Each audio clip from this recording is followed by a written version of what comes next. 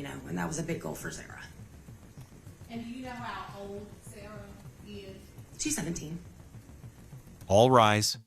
The courtroom stands. A 17-year-old girl rises with them. She's the prime suspect here, charged as an adult, accused of killing her own mother and stepfather inside their own home. Because this isn't a headline from years ago. This case is still unfolding. There has been no verdict, no conviction, no full public explanation of motive, only accusations, only questions. Her name is Sarah Grace Patrick. And before a jury ever hears the evidence, one question hangs in the air.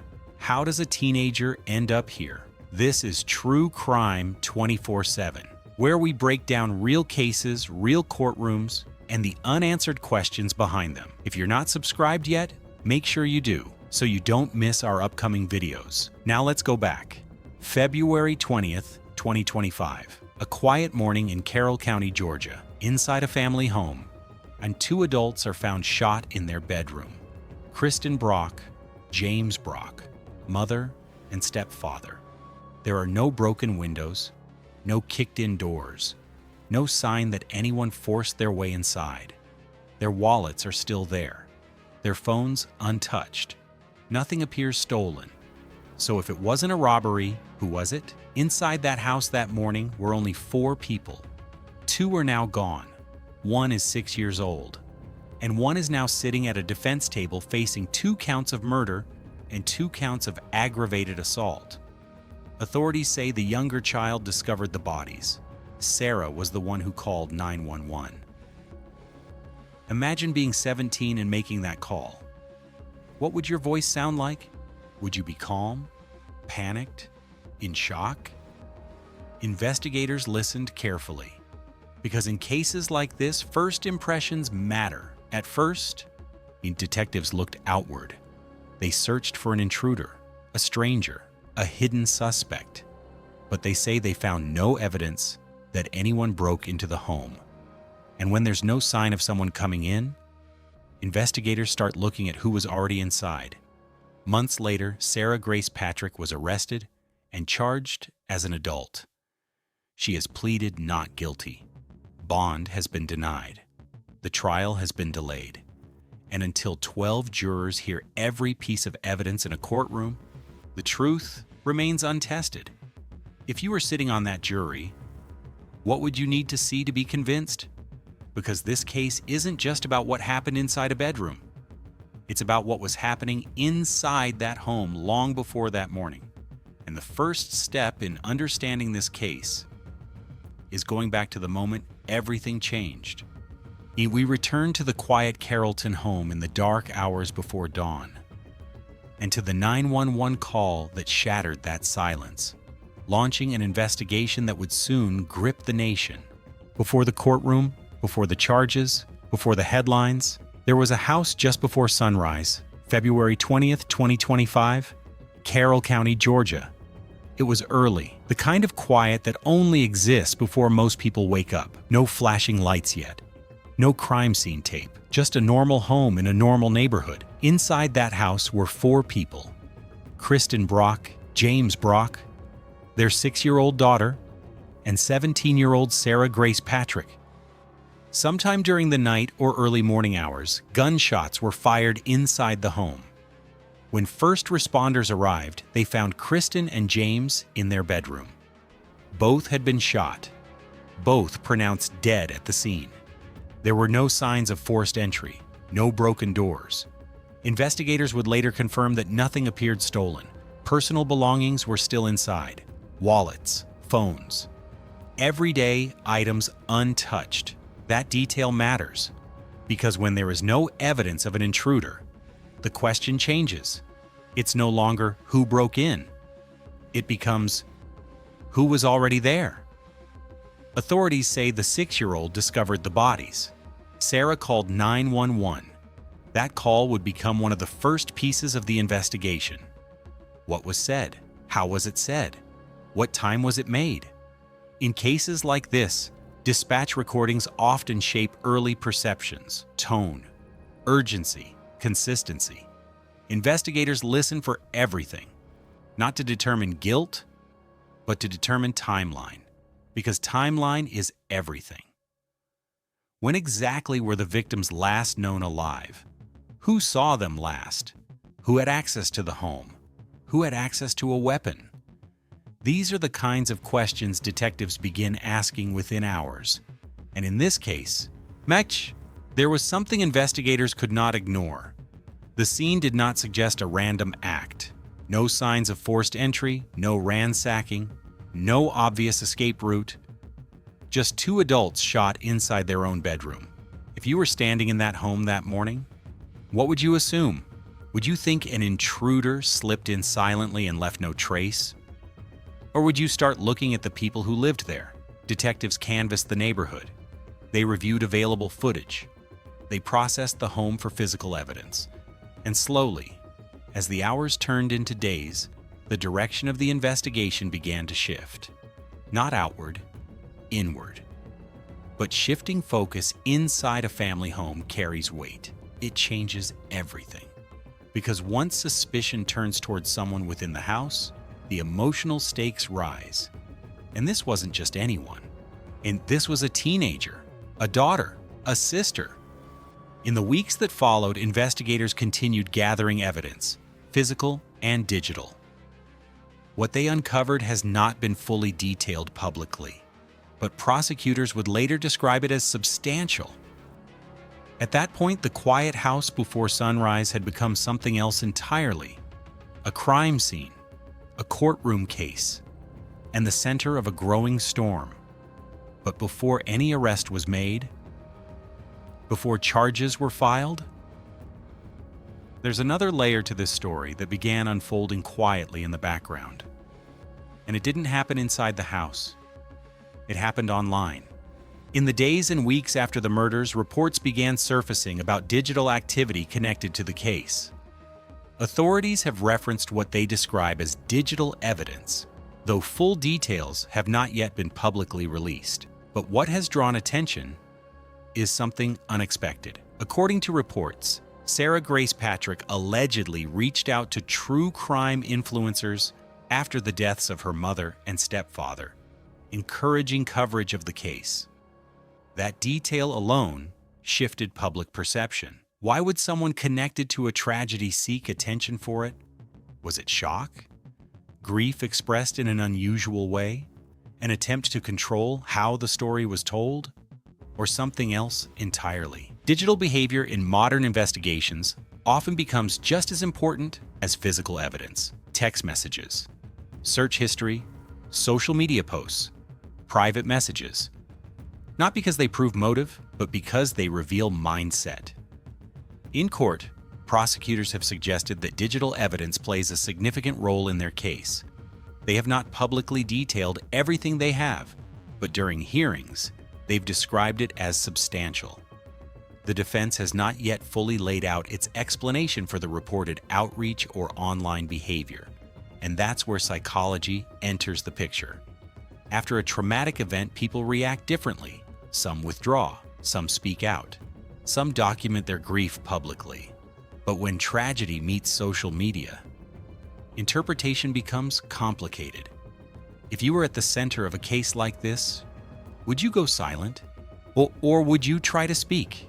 Investigators don't just ask what someone did, they ask when they did it. How soon after the incident? What was the tone? What was the intention? And most importantly, does it align with the timeline? Because timeline is still everything. Authorities say they continued building their case through both physical findings inside the home and digital traces outside of it. And as those pieces came together, the direction of the investigation became clearer to them. But clearer to investigators doesn't always mean clearer to the public. At this point, there was still no arrest, no formal charges announced. Just a growing sense that the narrative might not be as simple as it first appeared. A quiet home, 2 lives lost, and digital activity that raised eyebrows. If you were a detective, what would stand out to you most? The crime scene or the behavior afterward? Because in cases like this, Sometimes what happens after the tragedy becomes just as important as what happened during it. And soon, that digital trail would intersect directly with the courtroom. For weeks, everything felt uncertain. Rumors, online theories, quiet speculation. But behind the scenes, investigators weren't guessing. They were building, piece by piece. Then, everything changed. Authorities announced an arrest. On the morning of February 20th, 2025, deputies with the Carroll County Sheriff's Office responded to a tragic scene. They discovered the bodies of James Brock, 45, and Kristen Brock, 41, both deceased from apparent gunshot wounds. Today, we can confirm that an arrest has been made in the case. Kristen Brock's 17-year-old daughter, Sarah Grace Patrick, has been taken into custody and charged with 2 counts of murder and 2 counts of aggravated assault. Sarah Grace Patrick was taken into custody in connection with the deaths of her mother and stepfather. The same daughter who had spoken publicly, the same young woman who had drawn attention online, now sitting in a holding cell. And suddenly, this wasn't just a tragic family story anymore. It was a criminal case. When she appeared in court for the first time, the tone shifted instantly. Shackles, formal charges, prosecutors outlining what they believe happened inside that house. 2 counts, 2 victims, 1 suspect. The courtroom wasn't loud, it was heavy. The prosecutors indicated they believed the crime was not random, not a break-in, not an unknown intruder. They suggested it was deliberate, targeted. But here's what makes this moment so critical. The case is still unfolding. There has been no conviction, no jury verdict, just allegations, evidence still being evaluated, and a defense preparing to respond. And that's where tension rises. Because in America, an arrest is not a verdict. It's the beginning of a battle. What did investigators see that convinced them to make that move? Was it forensic evidence? Was it digital data? Was it contradictions in statements? Authorities have not publicly revealed every detail, but they have stated they believe the evidence supports the charges. The defense has maintained that Sarah Grace Patrick is innocent. And in high-profile family cases like this, public opinion often splits immediately. Some people look at the arrest and say they wouldn't charge her without something strong. Others say, wait for the trial, because once the word murder enters the room, everything changes. Reputation, relationships, community perception, and the psychological pressure inside that courtroom. It's different when the accused is someone's daughter, when the victims are parents. Now, the story isn't just about what happened that night. It's about motive, about family dynamics, about what could have been happening behind closed doors long before police ever arrived. The prosecution believes they have a case. The defense believes this story isn't being told correctly. And somewhere between those two sides sits the truth. If you were sitting on that jury, what would you need to see to be convinced? Because the arrest wasn't the end of this story. It was the moment everything officially turned. And from here on out, every word in court matters. According to charging documents, investigators built their case around forensic evidence and timeline reconstruction. While full details haven't yet been revealed publicly, officials indicated that the decision to charge Sarah Grace Patrick came after reviewing physical evidence inside the home and digital activity connected to the timeline of the crime. That's important because in modern investigations, phones talk. Search histories tell stories. Location data fills in gaps. And prosecutors believe those pieces point in one direction. They argue the suspect knew the home, knew the layout, knew the routine, and they believe whatever happened inside that house wasn't spontaneous. It was deliberate. But here's where the tension builds. We haven't seen the full evidence yet. We don't know what exactly ties her to the scene. We don't know whether it's DNA, surveillance, digital messages, or witness testimony. All we know is this: investigators felt confident enough to file 2 counts of murder, and that changes everything. Because now the question isn't just what happened inside that house. The question becomes, what was the motive? Was there conflict inside the home that no one saw? Was there tension building quietly for months? Or is there another layer to this story that hasn't surfaced yet? As this case moves toward trial, The prosecution is preparing to argue that this wasn't chaos.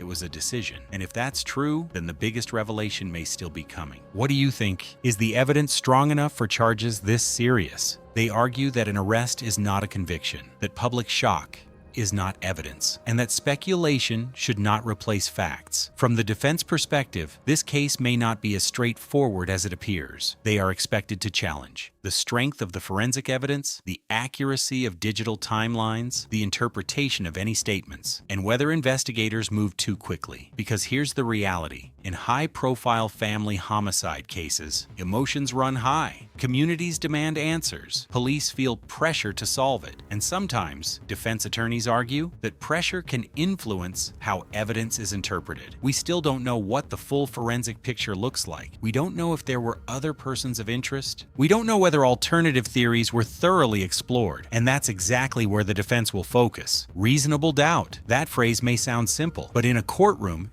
it carries enormous weight. If jurors believe there's even one realistic alternative explanation, the case changes. And there's another layer here, because when the accused is a daughter, when the victims are a mother and stepfather, the emotional impact can shape public opinion before a trial ever begins. The defense will likely argue that emotion cannot replace evidence, that assumptions about family conflict are not proof of motive, that proximity does not equal guilt. So now the courtroom becomes the battleground. Two narratives forming. One says this was deliberate, the other says the story isn't complete. And as this case moves closer to trial, the biggest question remains, will the evidence tell one clear story, or will it leave room for doubt? What do you think? Is the public reacting emotionally or logically? When a crime like this happens, one question rises above all others. Why? Two people are dead. A mother, a stepfather, and the accused is someone who once lived under that same roof. Investigators have not publicly laid out a confirmed motive. No official statement explaining what could have led to something this severe, which leaves space. And space creates speculation. But speculation is not fact. What we do know is this. In cases involving family, motive is rarely simple. It can involve tension that builds quietly over time. Financial disputes, relationship conflict, control, resentment, or something far less visible. Internal struggle that never surfaced publicly. But here's the important part. As of now, there has been no formal confirmation of a specific motive from prosecutors. No public evidence showing a clear triggering event. And that makes this case different, because without motive, the story feels unfinished. Psychologically, people want answers that make sense, a reason that explains the unthinkable. But sometimes, there isn't one that feels satisfying. If this was intentional, what drove it? If this was something else, what are we missing? Those questions will matter in court, because jurors often look for motive as part of the bigger picture, even when it's not legally required to convict. And in the court of public opinion, motive can shape everything. That's why we examine these cases carefully here on True Crime 24/7. We don't rush to conclusions. We don't fill in blanks with assumptions. We follow the evidence wherever it leads. If you value that approach, make sure you're subscribed. These stories unfold in layers and will be here through every one of them. Right now, the motive remains a question mark. And sometimes that question mark is more powerful than any answer. So ask yourself, is this a case where the motive will eventually shock everyone? Or is it a case where the truth will turn out to be something far more complex than anyone expected? Because the deeper this case goes, the more uncertain it becomes. And uncertainty keeps this story far from over. For all the headlines, for all the charges, for all the public reaction, there is still so much we don't know. We don't know the full forensic picture. We don't know every piece of evidence investigators believe connects the dots. We don't know what the defense may reveal when this finally reaches a courtroom. And most importantly, we don't know what truly happened inside that house in those final moments. Was there an argument? Was there silence before something unthinkable? Was there a trigger no one outside that home ever saw? Right now, the public sees fragments, court filings, brief statements, pieces of a much larger story. But the full truth hasn't been presented in open court. There may be digital evidence we haven't seen. There may be testimony that reshapes everything. There may be context that changes how this entire case is understood. Until a jury hears it all, this story remains incomplete. No verdict has been delivered. No final truth has been legally established. But while the legal process moves forward slowly, two people are still gone. A mother who will never answer another call. A stepfather who will never return home. That house will never feel the same again. No matter how this case ends, conviction or acquittal, something permanent has already happened. There are empty chairs now, unfinished conversations, a family forever altered. And that's the weight of it. The courtroom may eventually provide answers, but emotional questions don't always disappear with a verdict. This case lives in that heavy space between accusation and certainty. And until the truth speaks in court, we wait, we watch, and we examine carefully. Some cases end with clarity, others leave a scar, and this one is still unfolding. Thanks for watching. See you next time.